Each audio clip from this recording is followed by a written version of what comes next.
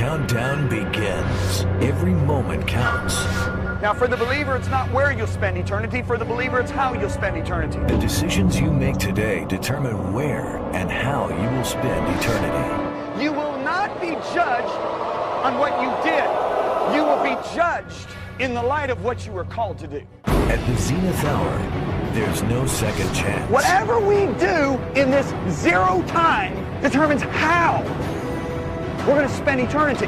Life is but a vapor. If you really want to know the truth, every one of us are going to touch people's lives if we just do what we're called to do. This 12-part series will challenge you to confront your motives, making your life count from this moment on as you face your own eternity with great confidence on Judgment Day. Hora 12! A noiva está chegando. Você já parou para pensar que a gente vai realmente deixar essa cidade para sempre? E eu fico, uau, cara! Isso vai ser muito bom, certo? Então deixa eu dizer, estamos na hora 12 e algo veio ao meu coração. Antes de eu pregar a última sessão, eu estava no meu quarto de hotel hoje e foi o seguinte, eu falei sobre multiplicação, sabe, nas últimas 2 horas e... Sabe, eu fiquei pensando em vocês nesta igreja, porque, sabe, o pastor Rob e Linda são um dos casais mais fantásticos que eu conheci. E Rob disse para mim anos atrás, ele disse, você pode vir gravar aqui sempre que quiser, pagaremos todas as despesas, apenas queremos a palavra de Deus indo adiante, Deus nos deu esse equipamento. Quantos ministros fariam isso? Sabem? Sim, eu aplaudo vocês. E... eu quero me certificar que isso fique gravado nessa 12ª hora, porque, sabem, nós, na verdade, estimamos, sabe, temos 4 caras na nossa equipe que são pastores auxiliares e ministramos a eles. E sabe, às vezes passamos 40 minutos ministrando para eles, porque sabemos que o papel de pastor é quase mais do que qualquer outro, pesado às vezes. E veja, eu começo a engasgar de emoção porque eu amo pastores. Pastores passam por coisas que vocês nunca entenderão. E para vocês que estão assistindo aí o vídeo agora, tem a sua igreja, vocês não entenderão, porque eu falo com esses caras, eu digo, a sua primeira prioridade é falar com esses caras, ministrar a eles. E sabe, temos relação com 10.000 igrejas, e 10.000 igrejas receberão esse currículo e tudo foi feito na sua igreja. Vocês percebem que agora vocês tocaram, sabe, estamos falando, sabe, quase 1.000 na Austrália, todos os Estados Unidos e alguns na Grã-Bretanha, vocês tocaram todas essas igrejas. Porque seus líderes disseram, queremos semear isso. Vocês são povo do reino. Do reino. Obrigado, Rob e Linda Thompson. Eu mal consigo agradecer. Obrigado. Sim, Senhor, eu aplaudo vocês. Então eu quero me certificar que isso fique gravado, porque eu amo quando a mentalidade do reino é mostrada. Isso é um exemplo. Queremos mostrar ao povo de Deus. Entendem o que eu digo? Amém? Certo? É hora 12. Rapaz, isso é muito bom. Vá comigo para Romanos 14. Romanos 14. Quantos sabem que nas últimas horas eu falei sobre edificar o reino, mas dividimos isso em 2 partes e a segunda foi qual? Nossa influência pessoal, certo? Então agora vamos falar especificamente, embora tenhamos falado isso nas horas da multiplicação, vamos falar especificamente da nossa influência pessoal. Deixe-me ler, seremos recompensados ou sofreremos perdas com relação à nossa influência na vida de outros. Isso não será resultado somente dos nossos ministérios, mas também da nossa caminhada pessoal. Repitam, caminhada pessoal.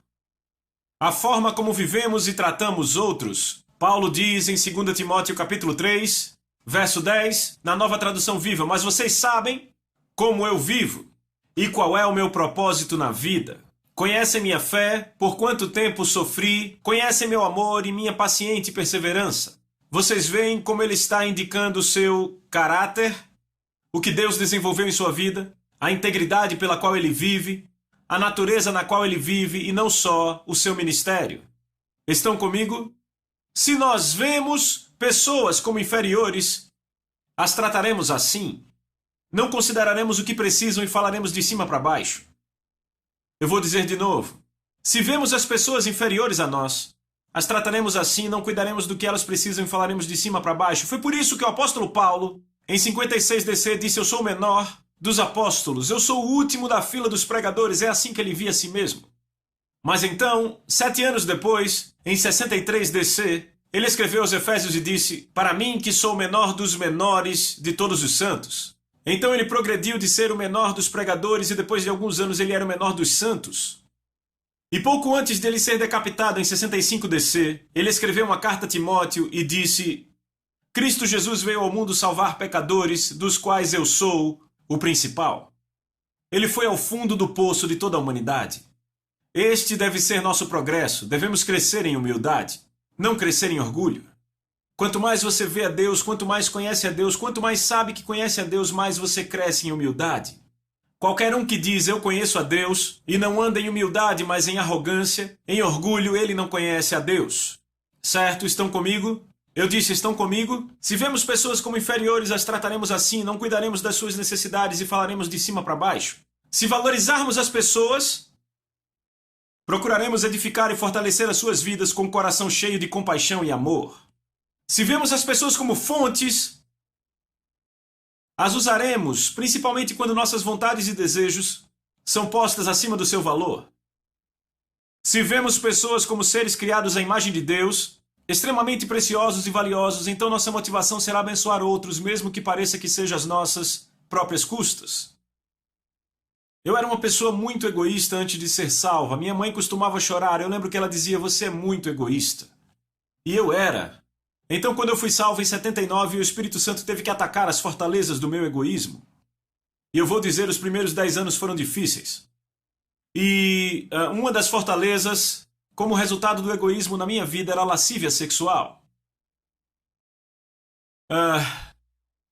Deus me libertou deste espírito, dessa fortaleza em minha vida em 5 de maio de 1985. Era o fim de um jejum de 4 dias. E quando eu me libertei da lascívia, Deus começou a renovar o espírito da minha mente. E o que aconteceu foi que a atitude de Deus começou a crescer no meu coração para com as mulheres. E eu percebi que tudo o que a lascívia sexual faz é reduzir uma mulher a um pedaço de carne.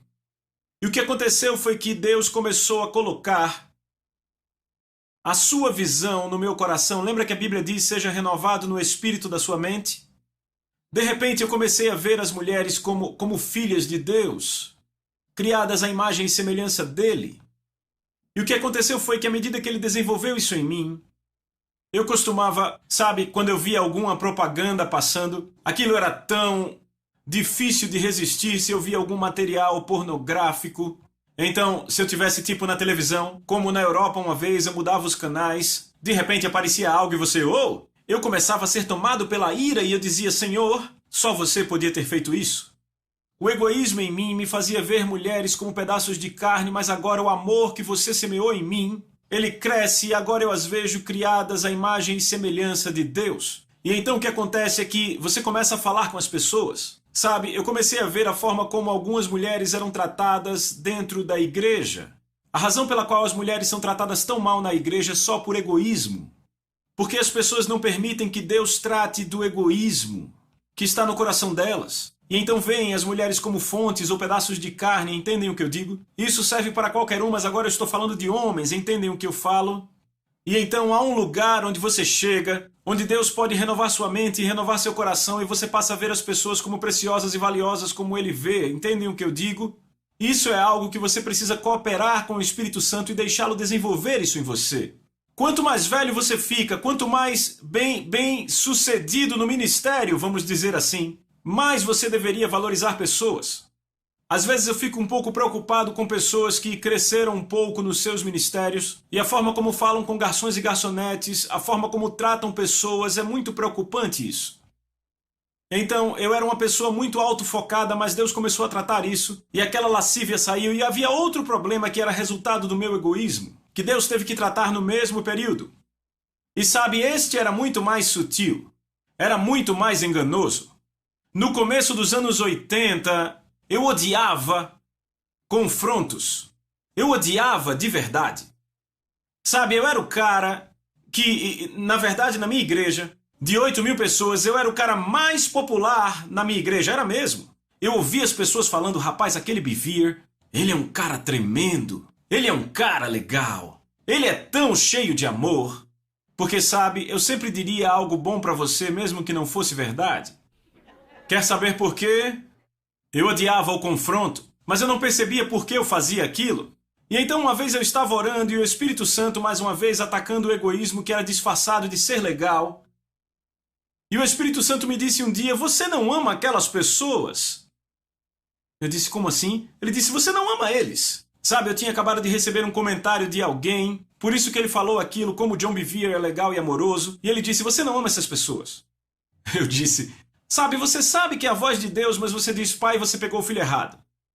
Eu acho que você se confundiu porque eu sou um dos caras mais populares na minha igreja. Deus disse, você não os ama. Eu disse, por que eu não os amo? Ele disse, você sabe por que você diz coisas legais às pessoas, mesmo não sendo verdade? Eu disse, então, por que eu digo coisas legais não sendo verdade? Ele disse, porque você teme a rejeição delas.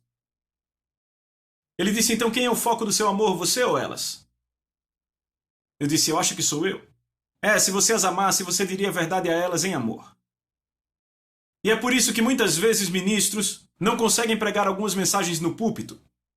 É por isso que muitos ministros às vezes não conseguem falar a verdade em amor. Porque eles têm medo da rejeição, têm medo que as pessoas deixem a sua igreja. Graças a Deus isso não ocorre aqui. Pastores chorando já vieram para mim e disseram, sabe, John, se eu aliviar um pouco minha mensagem, eu sei que minha igreja cresce, mas sabe, eu não posso. Sabe, talvez ele tenha uma igreja de 2.000 e veio aquela igreja com 6.000 e diz, sabe, eu podia chegar lá. Se eu aliviasse minha mensagem, mas eu não posso, porque eu amo as pessoas. Quando você ama alguém, você fala a verdade para ele em amor.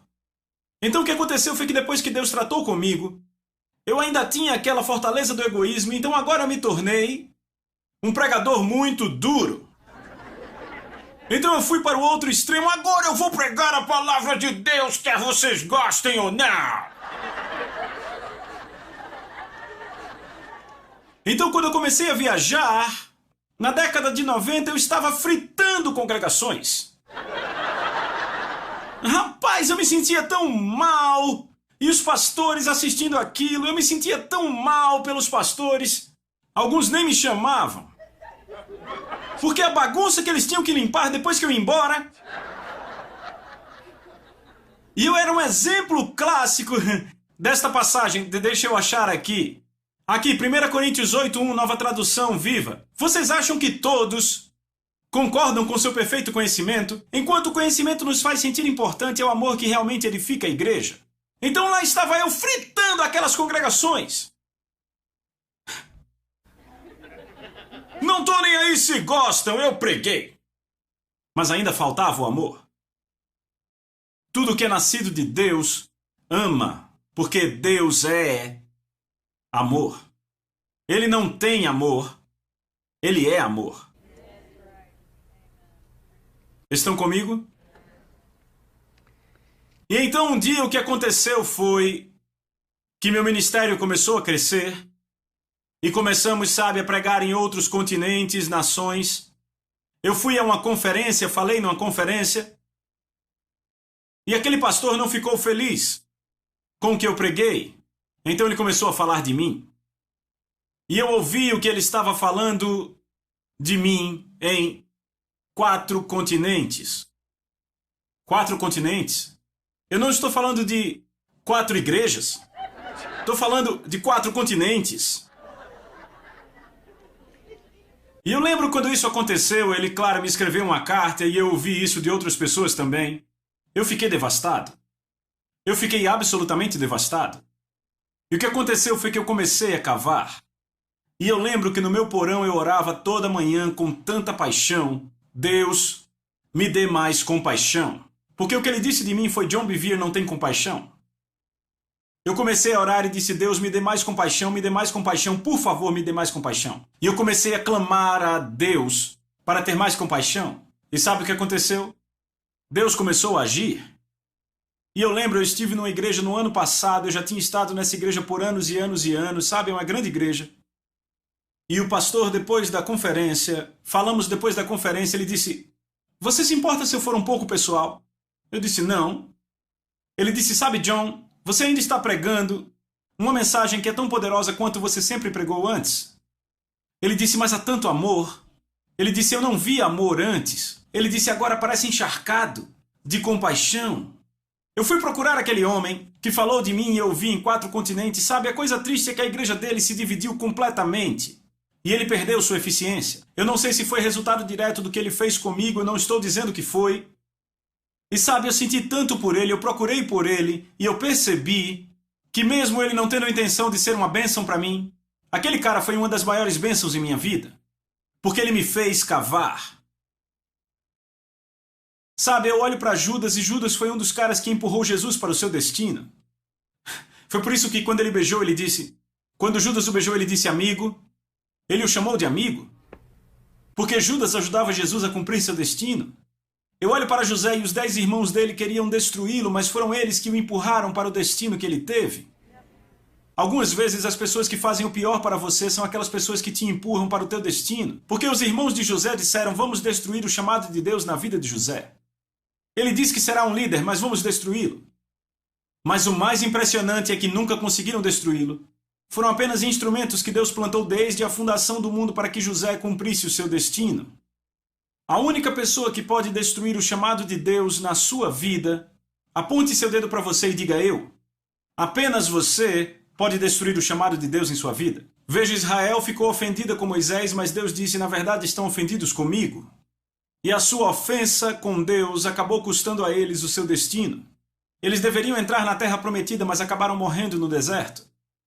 Porque eles saíram da vontade de Deus. Estão comigo? Você diz amém? O objetivo é o amor de Deus e tudo se resume a como vemos as pessoas. Se permitirmos que o amor e a compaixão de Deus cresçam em nossas vidas, não encararemos as pessoas com desprezo. Isso alimenta o tratamento crítico, as atitudes julgadoras, a aspereza em nosso comportamento, etc. Eu quero ir para Romanos capítulo 14, vejam o verso 10, por favor.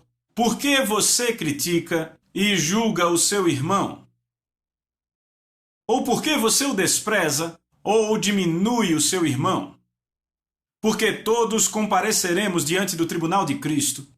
Verso 12, assim pois cada um de nós prestará conta de si mesmo, dará uma resposta com relação ao julgamento a Deus.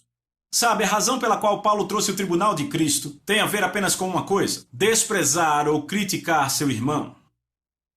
Não é impressionante? Esta é a coisa específica da qual ele falou a respeito do tribunal de Cristo. Se crentes perderem de vista o segundo maior mandamento, que é amar uns aos outros, evidentemente cairemos na armadilha da qual Paulo fala, desprezando uns aos outros. Esta mentalidade é especialmente encontrada quando alguém possui conhecimento bíblico fora do fundamento dos frutos do Espírito. A Bíblia diz que Deus é amor, certo? Como falamos antes, ele não tem amor, ele é amor. Então não devemos ser diferentes, pois fomos recriados à sua natureza. Eu quero que você vá comigo para 1 Coríntios capítulo 13, verso 1. E eu quero ler isso para vocês. Esta noite nós vamos ler da Nova Tradução Viva. Paulo diz, se eu pudesse falar qualquer língua no céu ou na terra, mas não amasse as pessoas, eu estaria apenas fazendo barulho sem sentido, como um alto gongo ou um símbolo retinindo. Se eu tivesse o dom da profecia, e se eu conhecesse todos os mistérios do futuro, e conhecesse tudo sobre tudo, e não amasse os outros, de que serviria? Se eu tivesse o dom da fé e falasse com uma montanha e ela se movesse, sem amor eu não teria nada de bom para ninguém. Deixa eu dizer isso, o amor se origina no coração. Quantos sabem que há 3 níveis de comunicação? Vamos, fale comigo, quantos sabem disso? Eu fico feliz porque pelo menos 10 sabem. Não, tudo bem, eu não acho isso ruim, mas por favor entendam. Há 3 níveis de comunicação. Palavras são o nível mais baixo da comunicação. Porque você pode olhar para seu irmão em necessidade e disser, seja aquecido e alimentado, a Bíblia diz, como se a compaixão não for manifesta, o amor habita em você. Certo? Você pode dizer a seu irmão, eu vou orar por você, mas se ele tiver necessidade de comida ou coisas cotidianas, como o amor de Deus habita em você, então a forma oral é a forma mais baixa de comunicação. O próximo nível de comunicação é a ação.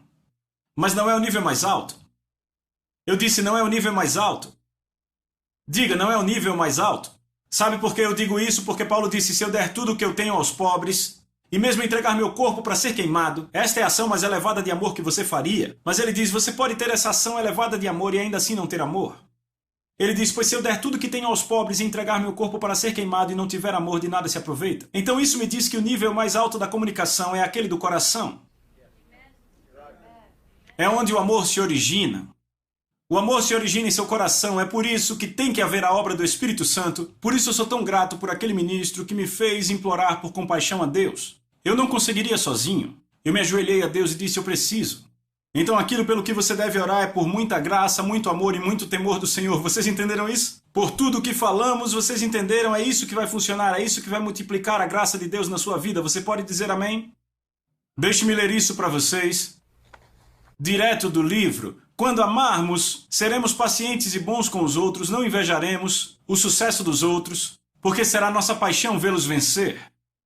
Jamais nos gabaremos de nós mesmos e abandonaremos toda arrogância e orgulho, não exigiremos que as coisas sejam feitas do nosso jeito, não ficaremos irados por uma postura impaciente, não guardaremos registros de quantas vezes fomos injustiçados, mas decidiremos perdoar e liberar toda a dívida. Nunca riremos da injustiça, mas teremos paixão pela misericórdia e pela verdade, jamais desistiremos das pessoas, nem perderemos a fé e sempre esperaremos e acreditaremos no melhor. Sempre veremos as pessoas como inocentes até se provarem culpadas e não culpadas até se provarem inocentes. E mesmo assim esperaremos o arrependimento e a restauração. Seremos cheios de esperança e suportaremos qualquer dificuldade em benefício do reino ou do bem-estar de outros. Resumindo, viveremos para ver a edificação piedosa dos outros que só pode ser encontrada na conformidade delas a Cristo e no cumprimento da sua vontade em suas vidas. Você pode dizer amém? Sabe, eu tenho um amigo muito querido e toda vez que eu ia para a igreja dele, ele dizia, você quer ficar no hotel luxuoso ou no hotel rico? Ah, no hotel rico, por favor. E, sabe, eu nunca vi um homem tão extraordinário. Jack voltou para casa com o Senhor em maio desse ano. Ele estava indo fazer uma cruzada no Zimbábue, pegou um avião em Amsterdã e teve um ataque cardíaco. Eu nunca vi um homem amar sua esposa e suas filhas como aquele homem. Eu nunca vi um homem amar sua congregação e chorar por sua congregação como aquele homem. Eu nunca vi um homem tratar garçons e garçonetes da forma como ele fazia. Quando eu fui a seu funeral, você não acreditaria quantas milhares de pessoas estavam lá. E sabe, muitos mais ainda foram salvos e foram à sua igreja. E sabe quem eram? Garçonetes, garçons, valetes. Eram pessoas da cidade, porque onde quer que estava Jack Wallace, você não o tratava como a pessoa mais importante. Você era a pessoa mais importante. E eu me lembro, todos aqueles líderes estavam no funeral, Tony Barnett e vários outros líderes. E eu lembro que todos foram convidados a falar um pouco. Foi um funeral de 4h30. E imagine, vários pregadores lá, você deve entender. E Lisa e eu fomos os primeiros, depois foram outros, mas cerca do quinto cara a ir até lá foi Jim Bakker. E Jim Bakker se levantou e olhou para aquela congregação. E ele disse, eu achava que eu era o melhor amigo de Jack Wallace. E o lugar inteiro estourou em riso. Porque era exatamente assim que ele fazia você se sentir, e era exatamente isso que você era para ele, estando na presença dele. Eu ouvi falar com um valet, alguém que estava estacionando seu carro, eu ouvi falar com um garçom, e eu via tratá-los como os seres humanos mais preciosos. Ele os tratava como seres humanos, nunca os desprezava, ele deixava gorjetas que me impressionavam. E sabe, eu não entendia no começo, mas depois entendi. Sabe, andando com pessoas como ele e outros, Pastor Rob, Linda, você aprende. E eu pensei, tá certo, eles são valiosos. Que forma de poder usar dinheiro para influenciar a vida das pessoas, como Jesus disse, usem o dinheiro para influenciar pessoas às suas habitações eternas, e no final elas te receberão na tua habitação eterna. E, sabe, Jack tocou vidas e vidas e vidas e vidas. Ele não foi só fiel ao seu chamado e aos seus dons a construir uma igreja de 4.000 pessoas em Michigan em 10 anos, mas ele também fez com que suas minas se multiplicassem em toda a área da sua vida. Estão comigo? Há outro homem que eu penso quando eu olho alguns indivíduos que mais impactaram a minha vida. Sabia que alguns deles você nunca verá atrás de púlpitos nesta terra, porque não são pregadores. E um homem que eu penso que teve tal profundo impacto na minha vida foi um homem chamado Mike Paulson. Mike foi um cara que trabalhou para a Rockwell International. Eu trabalhei na Rockwell International como engenheiro e ele era contador naquele tempo. Sentávamos próximos um do outro e ele descobriu que eu fui na igreja dele, ele foi na minha igreja e começamos a falar. E eu digo a vocês, Mike era um cara extraordinário. Você ficava perto dele, ele exalava integridade. Mike exalava amor e integridade. E sabe, um homem brilhante. Então chegou um dia e passávamos horas e horas e horas falando. Ele derramava sobre mim. Eu era um bebê cristão, tinha sido salvo há alguns anos apenas. E então eu lembro que eu saí para trabalhar em tempo integral, parei de trabalhar como engenheiro para trabalhar na minha igreja e pouco tempo depois ele também saiu da Rockwell International e começou seu próprio negócio. E sabe, por anos ele fez meu imposto de renda de graça, porque ele via que eu não estava ganhando muito dinheiro. Ele disse: não, John, eu faço para você, eu amo você, eu vou fazer.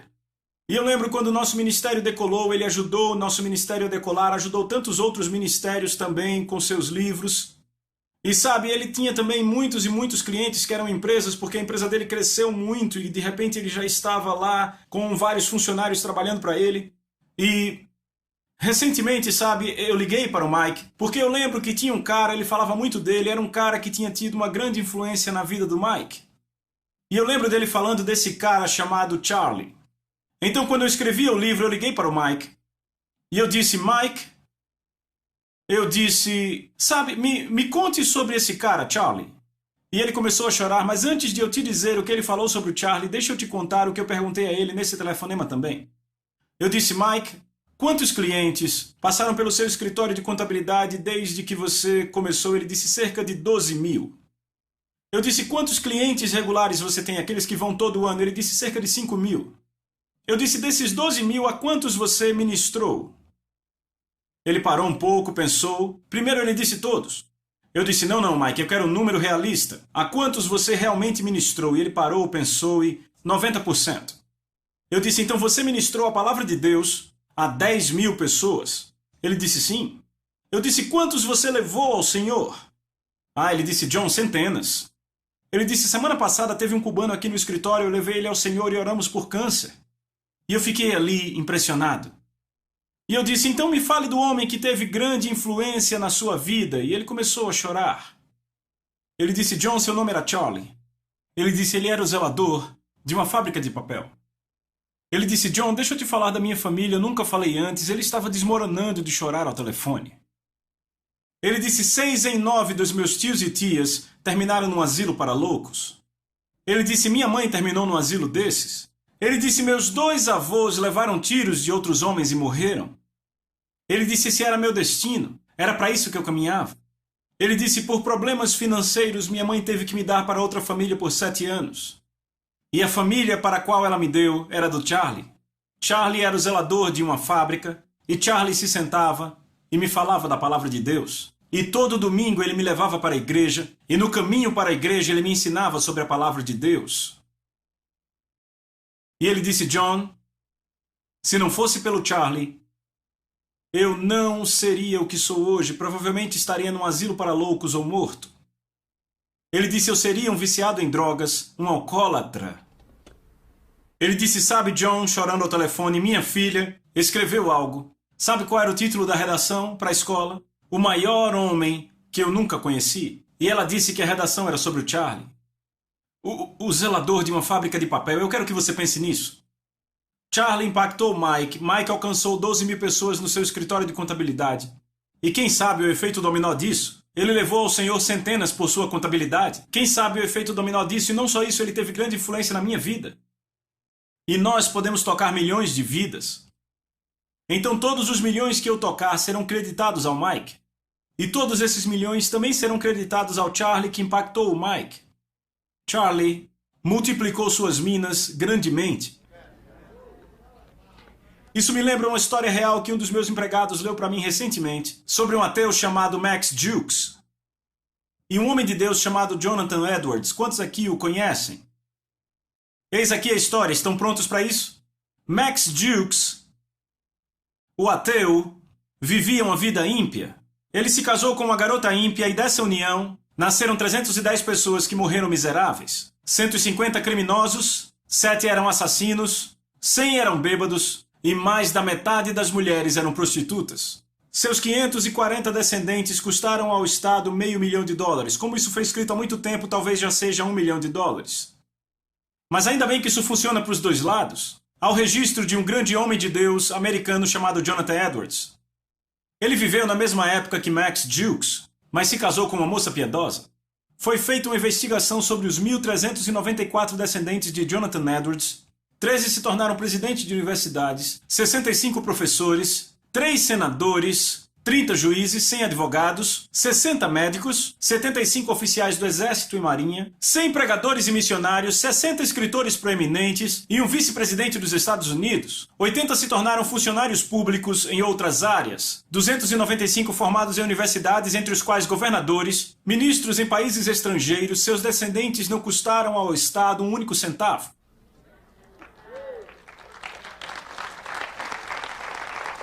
Estes homens, Charlie, Mike e Jonathan Edwards, influenciaram um número tão grande de vidas que a influência deles levou a um legado.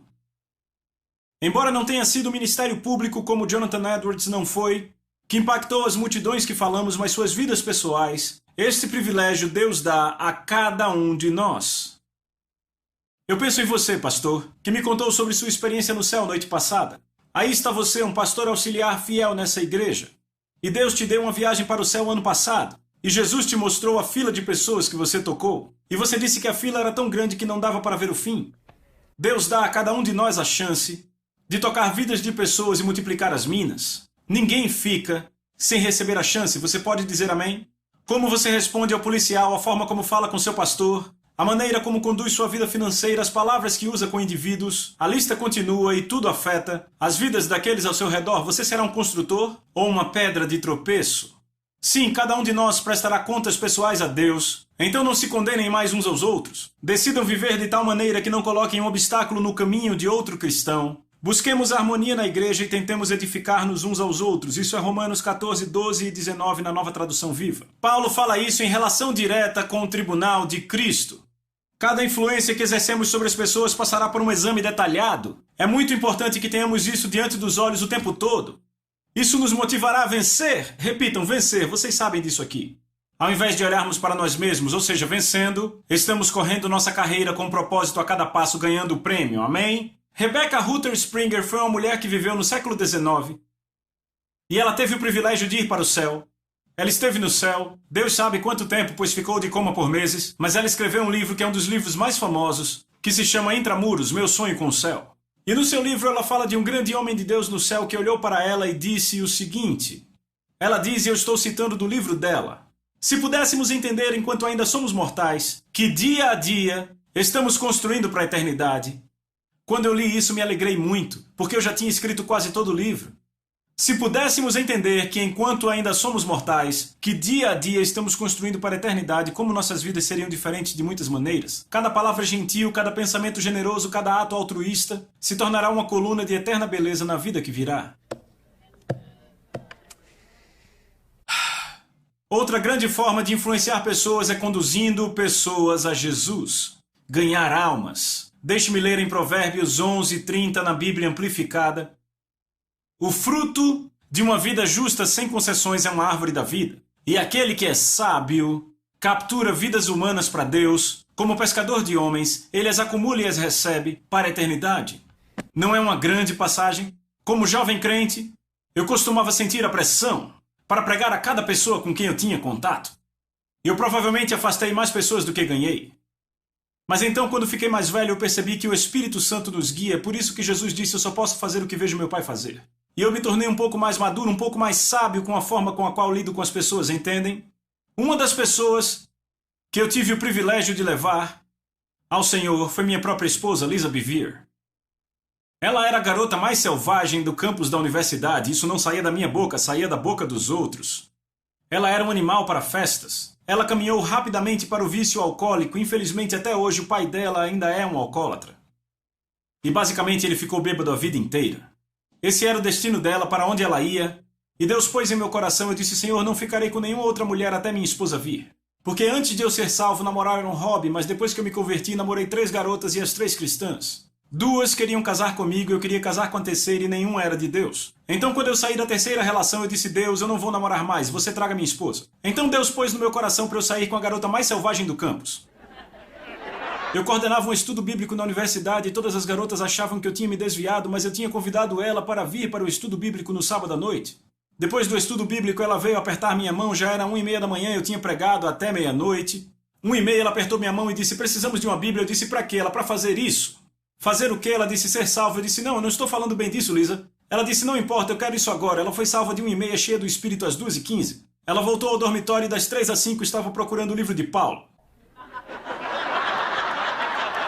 Às 5 da manhã, ela escutou o Espírito Santo dizer para ela Coríntios e achou o texto que diz que se alguém está em Cristo é uma nova criatura. Ela ficou louca porque Deus falou com ela. Na manhã seguinte, ela deixou o dormitório e foi para casa porque seus pais moravam em outra cidade. E a sua mãe era crente e orava por ela há anos, e quando ela viu Lisa entrando pela porta, ela caiu aos pés da Lisa chorando e disse: "Você foi salva a noite passada, não é?" Ela disse: "Eu fui." Ela disse: "Sabe, o homem que me levou ao Senhor será meu marido." A mãe dela disse: "Ah, querida, você só está atraída por ele porque ele te levou ao Senhor." E ela disse: "Se tem algo que não estou, é atraída." Foi um insulto absolutamente maravilhoso. Você pode dizer amém? A Lisa namorava com caras que te batiam se você olhasse torto pra eles. Jogadores de beisebol, jogadores de rugby, uns caras sérvios, sabe? Esse tipo de coisa. Deixa pra lá. E... eu não era o tipo dela. Ela me chamava de tenista magrelo. Agora eu sou o gatão sexy. Eu acho que isso é muito bom. Mas continuando, ela disse: "Mãe, Deus falou comigo essa manhã e me disse que eu vou casar com John, que ele vai ser meu marido." Agora deixa eu dizer algo. Lisa Bevere hoje já escreveu livros que são best-sellers nacionais, 5 best-sellers. Seus livros já estão perto de 1 milhão de cópias. Eu acho que estão em 700 mil agora. Ela prega em conferências de mulheres e ministra para milhares de mulheres toda vez que ela vai pregar numa conferência. Ela já esteve no mundo todo, já esteve na Austrália ministrando a mulheres, já aqui nos Estados Unidos, está na Europa, ela vai para as Filipinas amanhã, ela vai se encontrar com o presidente das Filipinas na quarta, ela vai falar para cerca de 15 mil mulheres nas Filipinas essa semana. E sabe o que é realmente legal? Cada pessoa que ela tocar, eu recebo crédito. E isso não veio do lado dos meus talentos, veio do lado das minhas minas. Eu a levei ao Senhor em um nível pessoal. E agora todas as pessoas que ela toca veem o que eu digo. Sabe o que mais, pessoal? Sabe, senhoras e senhores? Algumas das coisas mais insignificantes, aquelas coisas que para mim pareciam ser as mais insignificantes, acabaram sendo as coisas mais significantes da minha vida. Nunca menospreze a direção do Espírito Santo. Você pode levar alguém ao Senhor no meio da rua e nunca mais vê-lo, e então ele acaba sendo um Bill Wilson. E quanto ao cara que encontrou Bill, meu querido amigo Bill, embaixo do banco do parque? Ele o levou a Jesus e cuidou dele. E agora Bill Wilson já tocou milhões de vidas por todo o mundo, por causa daquele cara que ouviu o Espírito Santo e tocou aquele garoto. Sabe, podemos continuar aqui, mas eu digo, Deus dará oportunidade a todos. Você pode levar alguém do seu trabalho, alguém inesperado. Você pode levá-lo ao Senhor. Você pode dizer algo que no fim vai levá-lo ao Senhor. E então ele pode acabar ministrando a milhões de vidas. E o que vai acontecer no tribunal de Cristo quando Jesus olhar para você e disser: "Olhe todas as pessoas que você influenciou." E você: "Eu nunca... São milhões? Como eu toquei esses milhões?" Lembra daquele cara que eu pus no seu coração para falar sobre mim? Ele não foi salvo aquele dia. Mas você semeou, e então alguém colheu, e ambos recebem a paga juntos, e ambos se alegram juntos. Você tocou toda essa gente. Tudo é influência de vidas, amigos. Tudo é construir a casa sob medida para Deus. Deixe-me dizer, o tempo é curto. O tempo é curto. Não temos tempo a perder. A Bíblia diz para remirmos o tempo. Ouça, não se torne mais ativo na sua carne, porque você sabe que não constrói nada eterno sem a graça de Deus. Torne-se mais dependente do Espírito Santo. Peça ao Espírito Santo oportunidades para ministrar seu reino eterno para pessoas e influenciar a vida de pessoas. E quando fizer isso, observe, ele abrirá portas. E se você for fiel, ele dará mais. E você é fiel ali e ele dá mais. E você é fiel aqui e ele dá mais. Porque qual a vontade dele para sua vida? Multiplicar. Façam negócios até o voltar, multipliquem suas minas. Amém? Cada um de vocês é um embaixador do reino. A cada um de vocês ele deu a habilidade de tocar almas para todos sempre. Então ouçam. Faça disso um propósito para o resto dos seus dias. Ser movido, impelido, dirigido pela eternidade. Amém? Amém. Obrigado. Deus os abençoe. Deus os abençoe.